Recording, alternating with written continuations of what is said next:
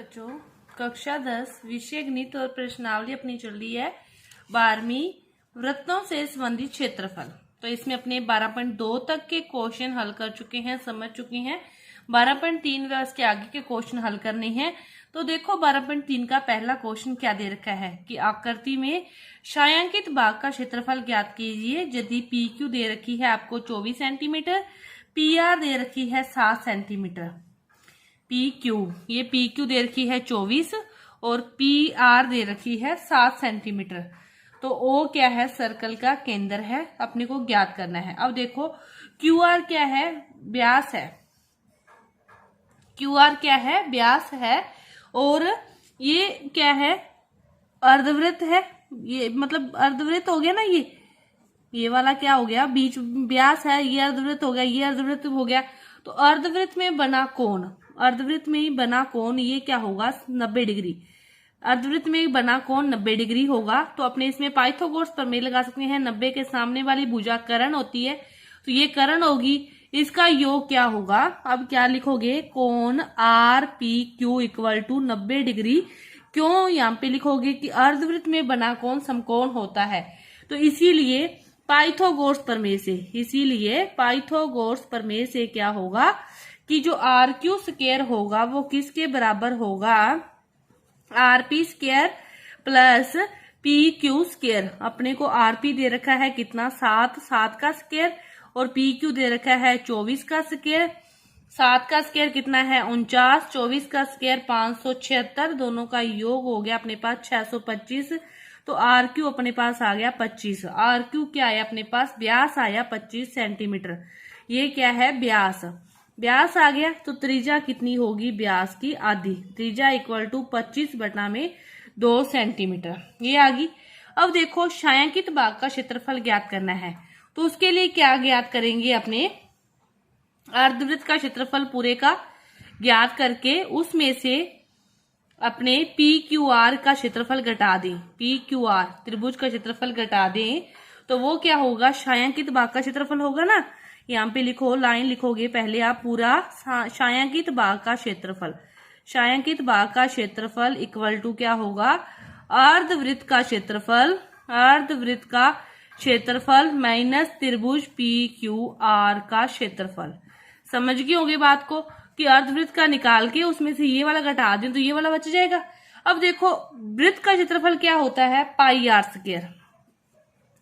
तो अर्धवृत्त का क्या होगा फिर 1/2 पाई आर स्क्वायर माइनस 1/2। इसका होता है आधार गुना ऊंचाई, ऊंचाई होती है लंबवत दूरी। तो लंबवत दूरी कौन सी होगी, पी क्यू, आधार क्या हो गया पी आर। तो पी आर गुना पी क्यू, पी आर गुना पी क्यू। तो देखो 1/2 गुना 22/7 गुना त्रिज्या कितनी होगी 25/2 गुना 25/2 माइनस 1/2 गुना पी आर कितनी है 7 और पी क्यू और कितनी है अपने पास, पी क्यू है 24। इसको हल कर लोगे तो अपने पास इसका उत्तर आ जाएगा। जोड़ घटाव गुणा भाग करना तो आप सभी को आता ही है, तो इसको हल कर सकते हो आगे। इसके बाद देखो आकृति, आकृति देखो बुक से आप बनाओगे, समझोगे, देखोगे। ये आपको आकृति दे रखी है, इस अकॉर्डिंग बुक में देख सकते हो।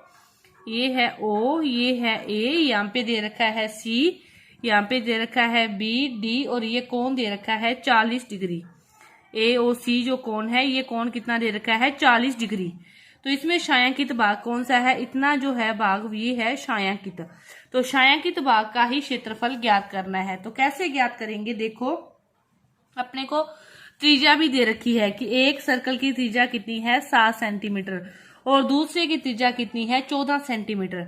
अब अपने कैसे ज्ञात करें इसका, अपने बड़े वाले त्रिभुज का इस त्रिज्याखंड का क्षेत्रफल ज्ञात करके फिर छोटे वाले त्रिभुज का त्रिज्याखंड का क्षेत्रफल घटा दे तो फिर ये वाली चीज बच जाएगी। बड़े वाले में ये पूरा आएगा, छोटे वाले में ये इतना आएगा, घटा देंगे तो अपने पास छायांकित भाग का क्षेत्रफल बच जाएगा। तो कैसे बचेगा, देखो छायांकित भाग का क्षेत्रफल, छायांकित भाग का क्षेत्रफल कैसे होगा, बड़े त्रिज्याखंड का क्षेत्रफल, बड़े वृत्त के लिख लो चाहे, बड़े वृत्त के त्रिज्याखंड का क्षेत्रफल, खंड का क्षेत्रफल माइनस छोटे वृत्त के त्रिज्याखंड का क्षेत्रफल, छोटे वृत्त के त्रिज्याखंड का क्षेत्रफल, ऐसे होगा।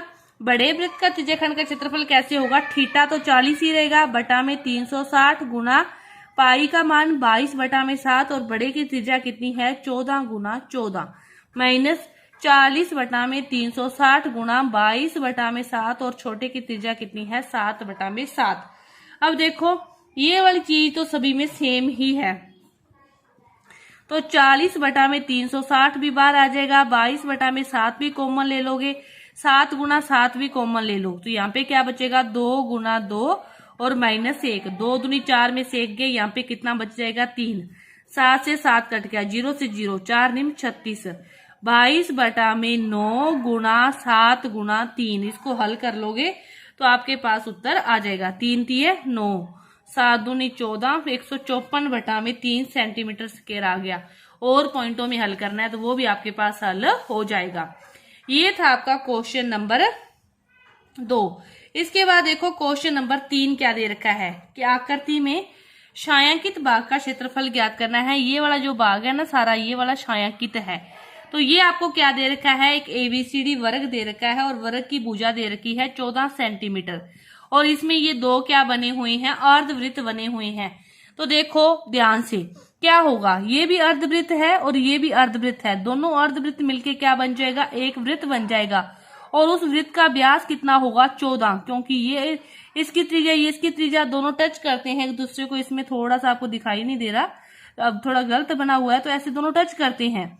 तो देखो ये दोनों मिलके क्या बन जाएंगे, एक वृत्त बन जाएगा, दोनों मिलके क्या बन जाएंगे, एक वृत्त बन जाएगा और वृत्त का व्यास कितना होगा 14, वृत्त का व्यास कितना होगा 14, तो फिर त्रिज्या कितनी आ जाएगी 14 बटा में 2 इक्वल टू 7 सेंटीमीटर।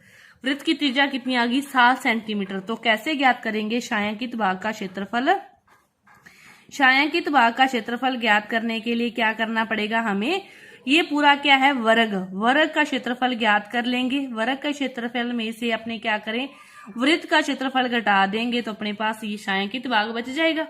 वर्ग का क्षेत्रफल ज्ञात करेंगे 14 गुना 14 माइनस वृत्त का ज्ञात करोगे पाई आर स्क्वायर 22 बटा में 7 गुना 7, 7 से 7 कट गया तो आपके पास 14 14 कितना होता है 196 और 14 14 196 और ये हो गया 154, 196 में से 154 गए तो 42 सेंटीमीटर स्क्वायर अपने पास क्या बच गए, छायांकित भाग का क्षेत्रफल अपने पास बच गया 42 सेंटीमीटर। इस प्रकार ये छायांकित भाग का क्षेत्रफल ज्ञात हुआ। ये था क्वेश्चन नंबर 3। इसके बाद देखो क्वेश्चन नंबर 4 और इसके आगे के जो क्वेश्चन है वो अपने अगली वीडियो में करेंगे। धन्यवाद।